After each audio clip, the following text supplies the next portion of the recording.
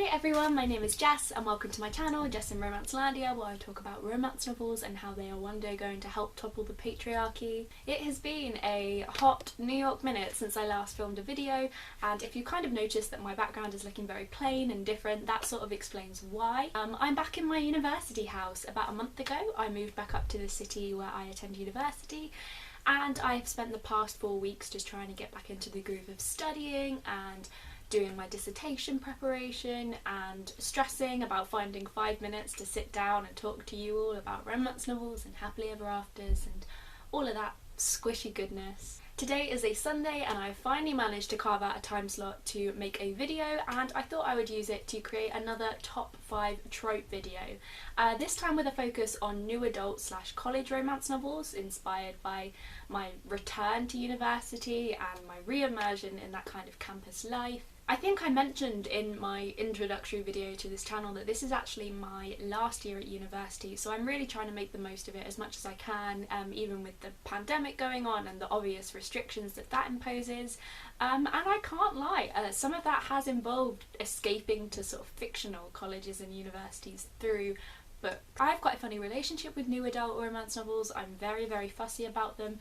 As a early 20-something myself, I really don't like it when the main characters are over infantilized, but I also don't like it when they're talking like 40-year-olds that have a mortgage and 5 kids and are on their like 3rd husband or whatever. Basically, I like for my new adults to sound and talk and act like new adults without losing that romance charm, and I think the 5 books / series that I've picked today really do reflect that, and I hope that you guys enjoy them too if you decide to pick them up. So the first book I would like to talk about is a series, and that is the Off-Campus series by Elle Kennedy, which starts with The Deal. The Deal follows college student Hannah Wells, who is attending the fictional Briar University. She is a music major, but obviously as this is talking about a US college as opposed to a British university, she takes several other classes, and one of those classes that she takes is a history class, which she miraculously manages to pass with a very high grade despite most of the rest of her class failing. Amongst those failing students is one of the university's rising hockey stars, Garrett Graham, and when he sees Hannah's paper with its big shiny A, he decides to try and strike up a deal with her to get her to tutor him in exchange for him helping her get the guy that she's been obsessing over. It sounds like your typical nerd jock romance with a bit of fake relationship and a bit of Cyrano de Bergerac plot sprinkled in, but what makes The Deal really special is that it is also a really mature and sensitive exploration of the aftermath of sexual assault. Hannah is a sexual assault survivor, and a big part of her story and her relationship with Garrett is working out how to process that and how to continue to develop meaningful relationships despite that past trauma. Elle Kennedy is a wonderful author of both new adult and adult romance novels. Her books are very sexy, they're very romantic. She does a great job at developing the tension between the 2 leads and having you constantly root for them. This is just a wonderful series to get started with if you want something kind of within that college setting. And she's got a spin-off after the initial 4 books called Briar U, which is equally addictive and fun.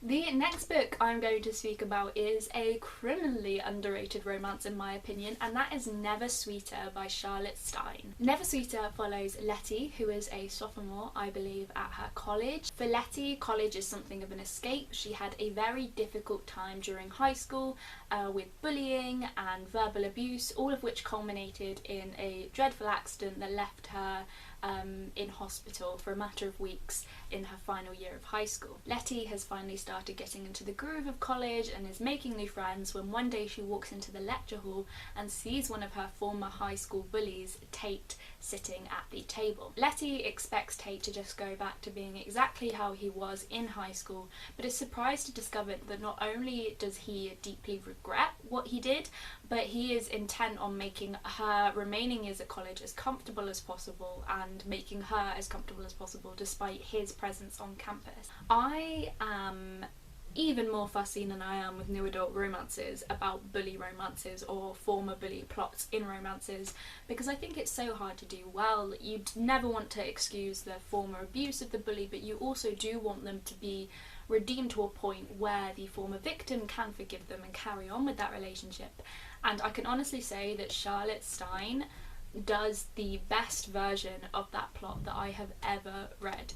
Tate's remorse and regret and self-flagellation even is felt so strongly along the narrative. He really has put effort into becoming a better person, and he acknowledges that it's consistent effort as well, and it's not something that's going to be resolved overnight. For her part, Letty is unbelievably strong and resilient, and her journey to forgiving and trusting Tate is completely believable. It doesn't happen in a handful of pages like several other bully romances I've read do. It's just a beautiful, sexy romance about forgiveness and growing up, all tied neatly within a lovely campus college package, and I would highly recommend this one if you're looking for something angsty but with a really great redemption arc.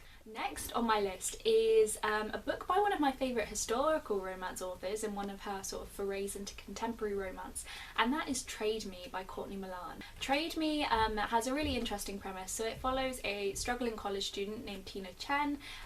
Tina is trying to obtain her degree whilst also supporting her family. She's from a lower income family, and she is very irritated by the lives and attitudes of the richer students on her campus, particularly a boy named Blake, who she sees as extremely privileged and having everything handed to him on a platter.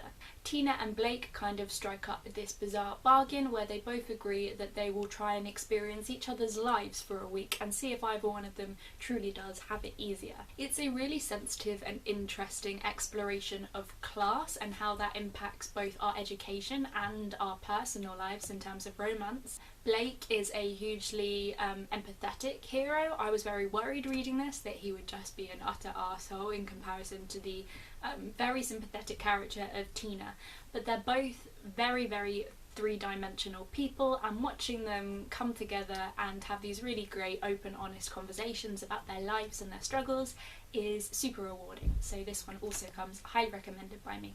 The next book is the first in a series which I absolutely love, and it is Leo Loves Aries by Anita Sunday. This is part of her wider Signs of Love series, which kind of revolves around matching up different star signs and exploring those romantic relationships.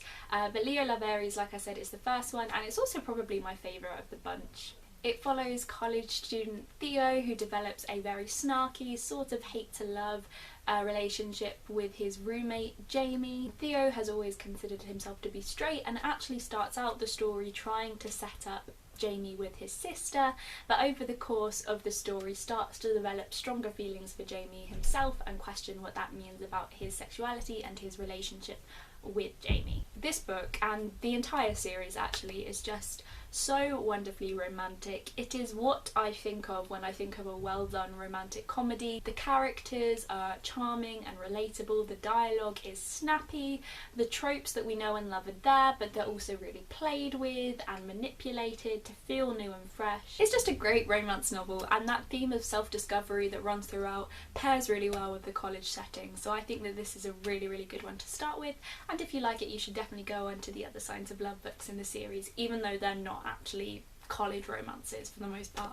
The final book that I have to recommend is a slightly more emotional one, but it is still well worth the time and effort, and it is The Year We Fell Down by Serena Bowen. The Year We Fell Down follows a girl named Corey Callahan, who is an aspiring hockey player that starts college in an unexpected way when she begins the school year in a wheelchair after suffering from a very serious accident on the ice. As a result of this injury and her resultant need of a wheelchair, she is put in an accessible dorm which is across the hall from another of the college's hockey players, a guy named Hartley, with whom Corey develops a tentative friendship. The book is both about their blossoming romance and about how the two of them are respectively dealing with the effects of injury on their careers and on their dreams. Serena Bowen is a beautiful writer who's actually collaborated with Elle Kennedy on several occasions. Her writing style is just very gentle, which sounds like a strange way to describe writing, but she just treats her characters with such care, and you can really feel that in the words that surround them. It's a very romantic and hopeful story and is definitely worth a read. Okay, so there we have it. Those are my top 5 new adult / college romances. I hope that you found one that sounds like something that you'd be interested in, and of course, if there are any recommendations that you have for me, please leave a comment below. I'm always on the lookout for new romance novels. I will try and be more consistent with filming in the future, but obviously having this sort of studying schedule that is always subject to change during this COVID crisis makes that a bit hard, but hopefully I will be more consistent than I have been over the past couple of months. So until I see you next time, thank you so much for watching, and goodbye!